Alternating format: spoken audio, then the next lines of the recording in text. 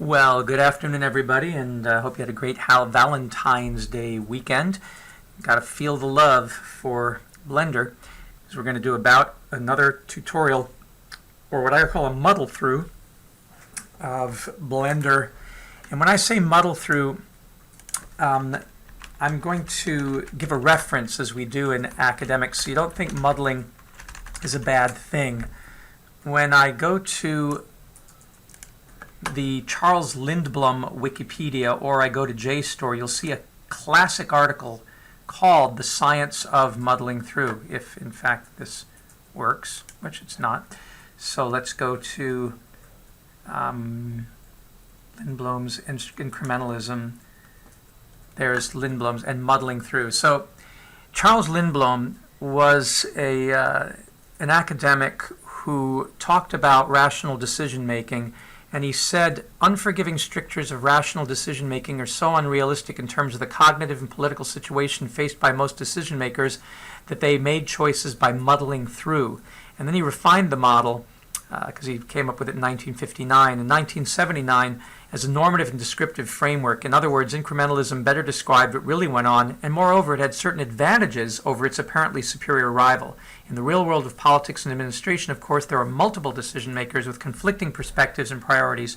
Information is in short supply or contradictory, and everything has to be done immediately. In this situation, Lindblom and others argued, decisions get made on the basis of successive limited comparisons.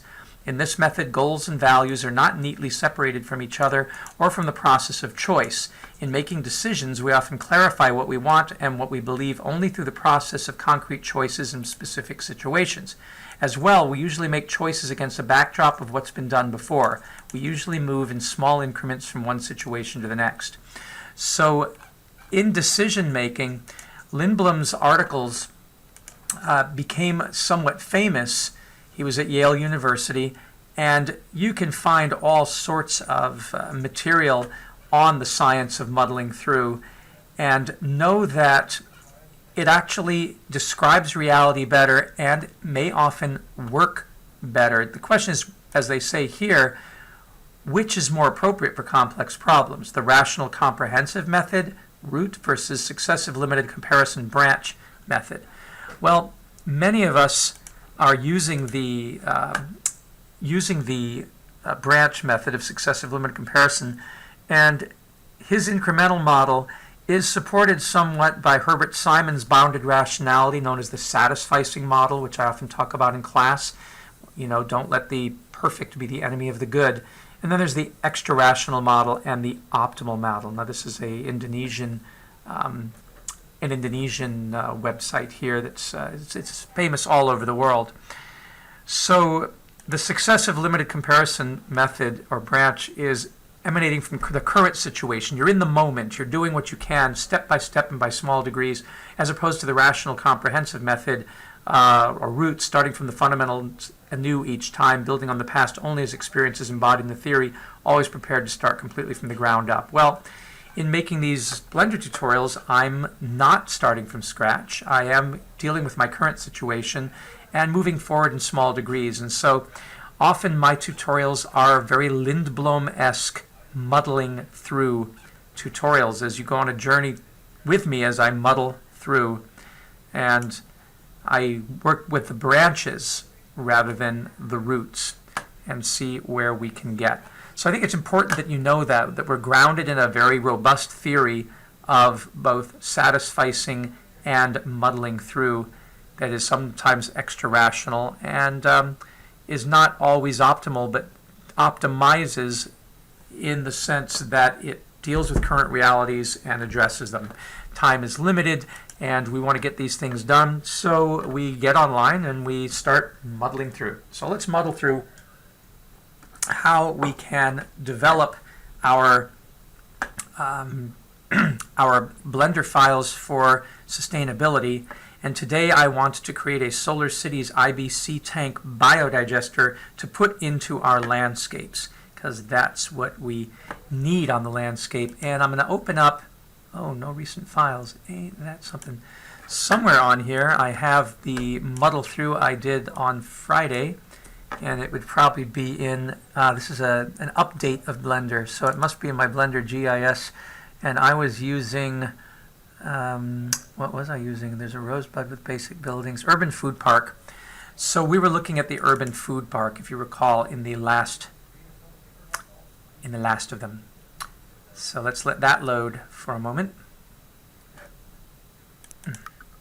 All right, so the landscape has come up. So we have the those objects in there, and I still don't know why they're jittering the way they are. That's kind of funky. But we have that landscape within the St. Pete landscape, and that's cool.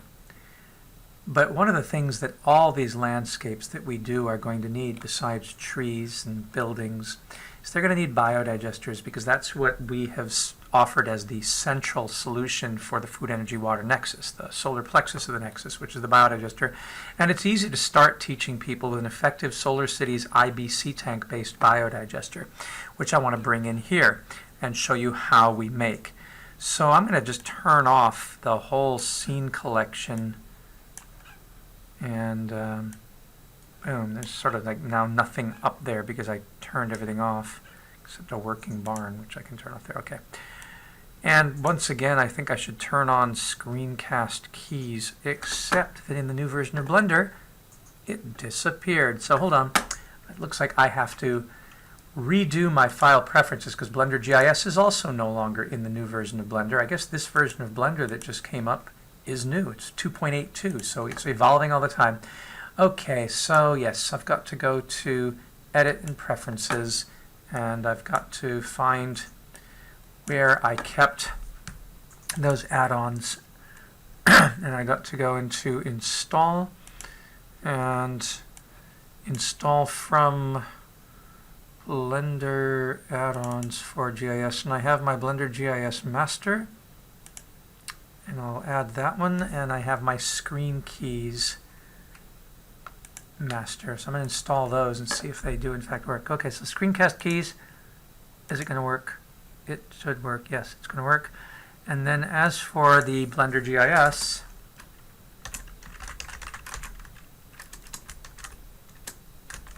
oh no, ain't showing up. What's up there? Maybe it only took the last one. So let's turn on Screencast Keys first and foremost. And yeah, and then let's make the font size bigger, and let's make it easier to see by picking a color for it. Maybe a yellowish orange. No, it didn't do it. Font size. Oh, that's the shadow color. Great. All right, and still make this bigger. There you go. And the shadow color then should be darker. It doesn't really have a shadow, so who cares? All right, so the shadow colors. I guess the shadow colors, if you have a background that's the same color, then it would show it, and you could make it not so opaque. But it's not letting me click on it over here. So I guess it doesn't really matter. The offset. No, we don't need that. So we just leave it as it is, not understanding the shadow color. Anyway, we have Screencast Keys. Now let's go ahead up and let's pick the Blender GIS and find it and hope that it works. So Blender GIS would be Blender GIS master zip. Install the add-on, and yes, it did come up. And click on it. Click on it. There we go. And it's enabled, and there we have it. Okay.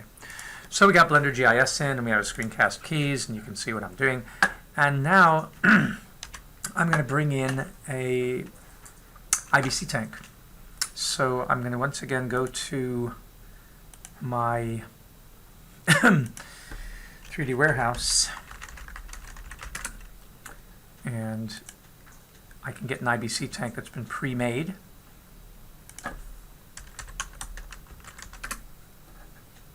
And there they are. This one very simple, others are more complex. I know Cisterna doesn't work very well. I've tried that one. Probably the best one is this one here. And so I'm going to download it as a collada file and open it. And it should have come down. So where is it?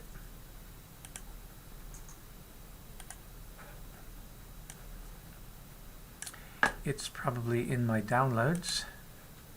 And there it is, IBC Tank zip. So I'm going to cut it from there and go into my Blender GIS.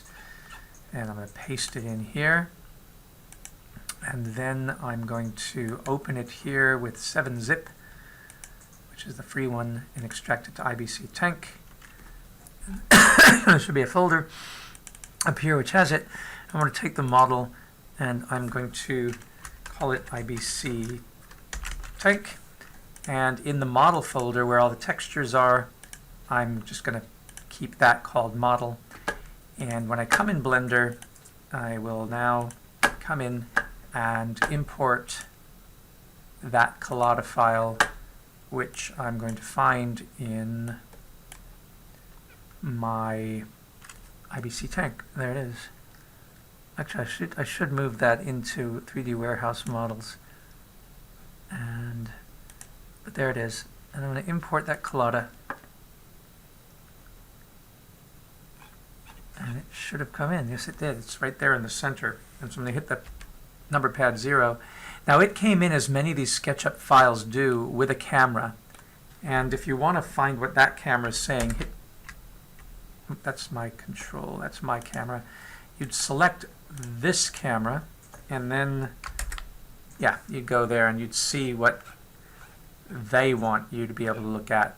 But do I really want that when I've got my own camera? Well, it's tied to it, and that lets you always track it. You see that line there? And then there's something else really funky here. I'm not even sure what this is. These two triangles, they're kind of strange. So let's see if anything weird happens when I delete them. No. So we do have an IBC that we can work with. The problem with this IBC is it's really complex.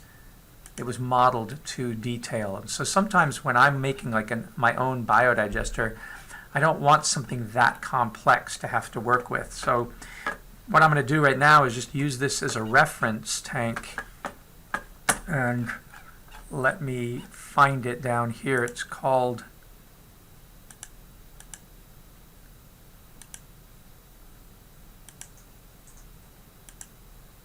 the Sketchup, and it doesn't disappear even when I do that. Isn't that strange? So what happens here? Where is this? Everything else is closed. So it must be parts of it that, yeah, that you'd have to turn off if you were. You see, it's made up of all these groupings up here, and that's what I mean about the sheer level of complexity of this. And still it doesn't go away. So how are we even seeing it? Good question. So now let's go over here and find, and you can do here search for filter by meshes, etc. Or you can say scenes, view layer, and there should also be visible. So all visible. And when you click on that, then those show up. And as you can see, I can make them invisible and gradually make the whole thing disappear as I turn these off. So yeah, kind of crazy. You can also grab everything and filter by objects selected, and now you will see just the selected objects, which you can then turn off if you wanted to, and eventually this thing is going to go away. So hugely complex model that this is. Let me turn off that filter and just go to all. But of course now all of my models are going to come up. Oh no, they're not, because I haven't got anything turned on. There may be a global way to turn everything on. However, I'm not sure what it is yet.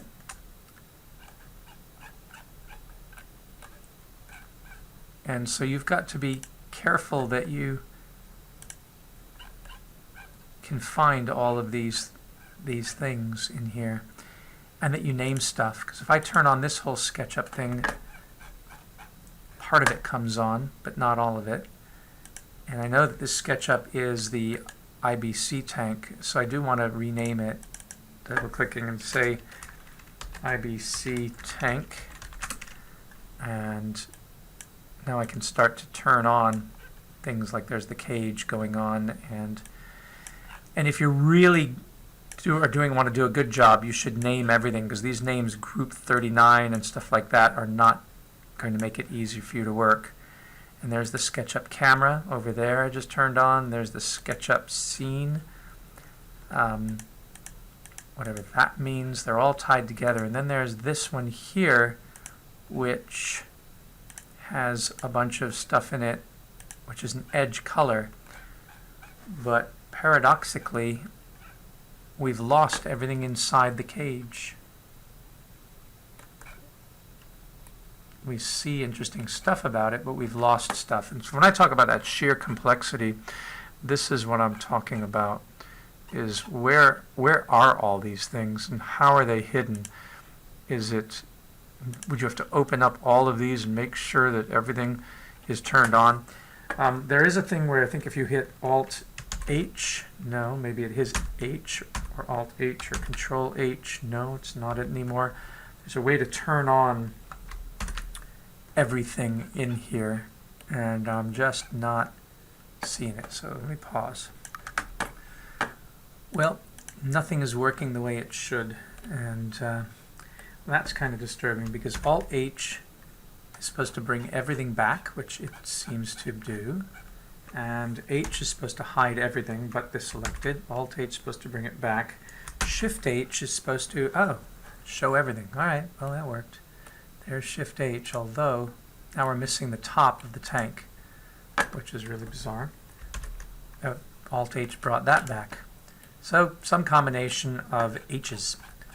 But this is what I mean about a hugely complex model like this that has been detailed. So for the purposes of our tutorial, we can use this as a reference, and I would love to be able to keep this in its own scene so that I don't need to use it anymore. So I think I'll create a new collection, and that collection, called Collection 10, I'm going to call IBC Tank 3D Warehouse, and in that I'm going to bring in that whole ID warehouse and see if it also looks like this whole thing somehow is associated. It all got screwed up in there. We don't want the Google satellite image there. That should be under OpenStreetMap, and this should be under OpenStreetMap. That sort of takes that away because I have to turn it on if I want to see it. So the groups for the tanks, which is here all the way down to even the cameras, belongs in our collection here, as does this, and everything down.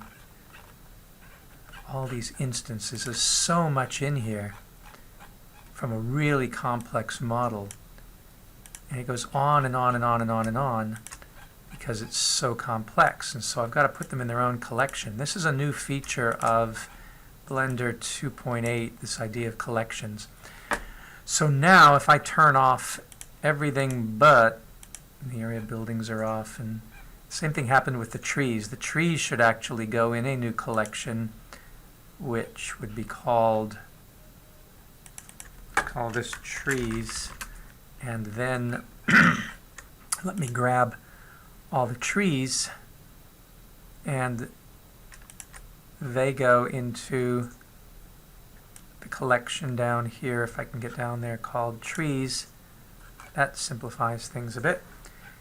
And that collection trees I wanted to put into landscape features. So you're creating all these hierarchies, right? And there is that, because that's the only one that's on. If I turn it off, it all goes off, because they're all in the same collection. All right? Yeah, pretty complex. So let's then, looking at that, because I think when we look at this in relationship to the landscape, that's about the size that an IBC tank would generally be. So Google comes in pretty good because the people have modeled it for the real world. And that's convenient. Buildings, area buildings, and although now it's in the middle of nowhere there.